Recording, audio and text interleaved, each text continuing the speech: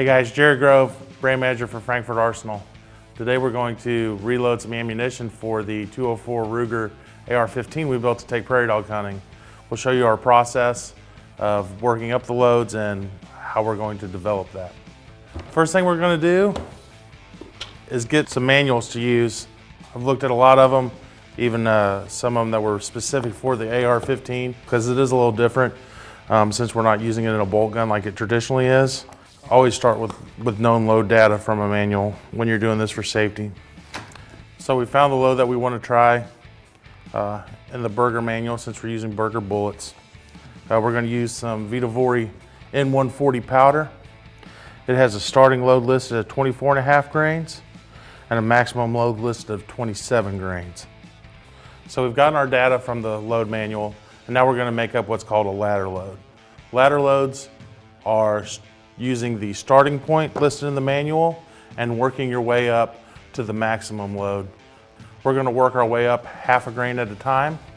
Along the way, when we're on the range testing those, we'll inspect the cases as they're fired for any signs of overpressure and also look at the accuracy as we're shooting to find the perfect charge weight.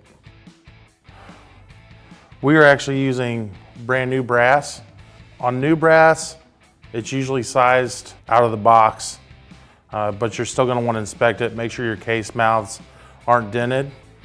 If you're using once fired brass, then you're going to have to go through the process of sizing it, trimming it, deburring it, and all that. We've went ahead and primed our brass, so all of it has a primer seated. We use the Frankford Arsenal hand primer. So now we're going to dispense our powder for our ladder loads. Got Vita N-140. We're going to use the Frankford Arsenal Intellidropper. Always make sure that your powder dump is closed before you dump powder in. I'm going to run the powder calibration feature on the dispenser. Take about 45 seconds. So our powder cal is done. We'll punch in the targeted weight.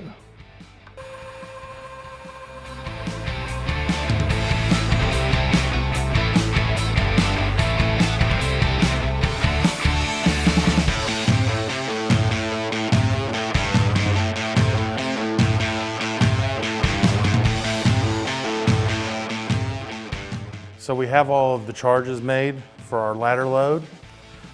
So the next step is going to be to seat the bullet. You're going to want to set the die according to the manufacturer's instructions. So on this one, we've set the depth down. Now we're going to adjust the bullet seating depth. We're going to run 2.260 inches. So we'll verify that with our calipers and adjust the bullet stem down to reach that.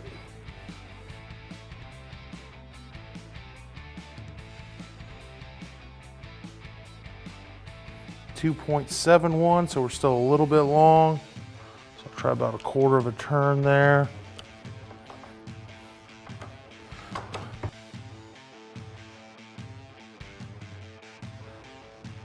All right,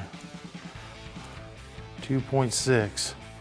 It's very important that you get the bullet seating depth right. For this gun, we have to keep in mind that it's going to be magazine fed.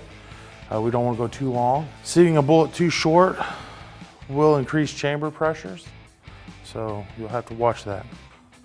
So we're going to go ahead and seat the rest of these bullets.